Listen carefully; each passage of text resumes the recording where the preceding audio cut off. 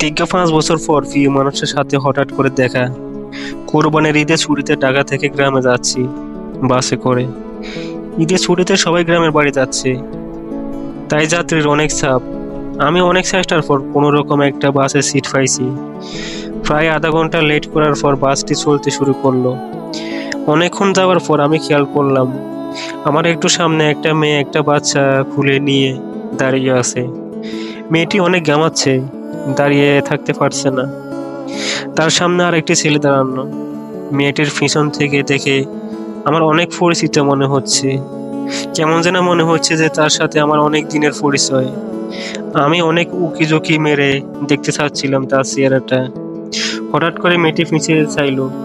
তার চেহারাটা দেখার পর আমি উঠে যেন হারিয়ে গেলাম। আমার মনে হলো যে পুরো দুনিয়ার স্তব্ধ হয়ে গেছে। ওই মেয়েটি ছিল একটা সময় আমার প্রিয় মানুষ। 7টা বছর তার সাথে আমার রিলেশন ছিল।